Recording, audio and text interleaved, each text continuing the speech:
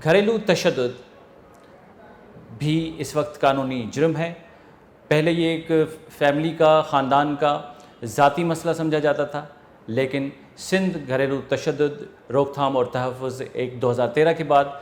घरेलू तशद्दुद अब कानूनी जुर्म है, जिसकी सज़ा 6 महीने से लेकर 1 साल तक है और उसके साथ जुर्माना भी है। घरेलू तशद्दुद की मुख्तलिफ़ अक़साम हैं। अगर कोई शख्स जो किसी बच्चे के साथ, औरत के साथ या कोई और कमज़ोर लाचार फ़र्द या ट्रांसजेंडर भी हैं, वो किसी घर में किसी के साथ रिश्ते में मुंसलिक होते हैं और मुल्ज़म उनके साथ तशद्दुद करता है, तो वो घरेलू तशद्दुद के उसमें ज़िम्रे में आता है। घरेलू तशद्दुद की बहुत सारी अक़साम हैं। घरेलू तशद्दुद में जिस्मानी तशद्दुद आ जाता है और ज़हनी तशद्दुद है, माशी तशद्दुद है और नफ्सियाती तशद्दुद है, और ये इस कानून के ज़िम्रे में आते हैं। अगर कोई शख्स अपनी बीवी को गाली गलौज करता है, तलाक़ की धमकी देता है और घर से निकल जाने की धमकी देता है, या उसके किरदार पे जो है वो सवालात उठाता है या इल्ज़ामात लगाता है,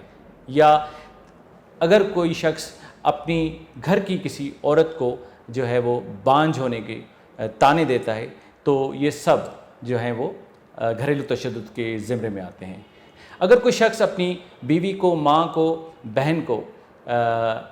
माशी तौर पे नहीं संभालता और उनको ख़र्चा वगैरह नहीं देता और उनको ज़हनी तौर पे परेशान करता है या उनको हिरासा करता है, तो वो भी घरेलू तशद्दुद के ज़िम्रे में आते हैं। घरेलू तशद्दुद रोकथाम और तहफ़्फ़ुज़ एक्ट 2013 के मुताबिक इसकी शिकायत करने का तरीका ये है कि जो मुतासरा औरत है, बच्चा है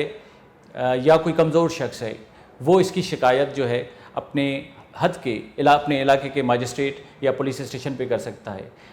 लेकिन इसके अलावा भी अगर कोई पड़ोसी है या कोई सहाफ़ी है जिसको पता चलता है कि किसी जगह पे कहीं पे घरेलू तशद्दुद हो रहा है या घरेलू तशद्दुद होने वाला है, तो इस कानून के मुताबिक वो भी कंप्लेन कर सकता है अपने इलाके के मजिस्ट्रेट के पास या अपने इलाके के पुलिस स्टेशन के इंचार्ज या SHO के पास, और वो उस पर एक्शन ले सकता है। घरेलू तशद्दुद रोकथाम और तहफ़्फ़ुज़ एक्ट 2013 में बहुत सारी अच्छी चीज़ें ये भी हैं कि अगर मुतासरा औरत, बच्चा या कोई कमज़ोर शख्स जिस पे मुल्ज़िम ने तशद्दुद किया है, उसकी हड्डी टूट गई है, उसका हाथ टूट गया है या वो ज़ख्मी हो गया है, तो मजिस्ट्रेट को ये पावर हैं कि उसी वक्त उसके इलाज का ख़र्चा जो है वो मुल्ज़िम को हिदायत दी जाती हैं कि वो उसके इलाज का ख़र्चा बर्दाश्त करे और उसके बाद केस चले। घरेलू तशद्दुद में एक और अहम चीज़ ये भी है कि अगर कोई शौहर अपनी बीवी को या बेटा अपनी माँ को घर से निकाल देता है, तो मजिस्ट्रेट को ये इख्तियार है कि वो उस पर प्रोटेक्शन ऑर्डर पास करे और उसके तहफ़्फ़ुज़ को यकीनी बनाए। इसके अलावा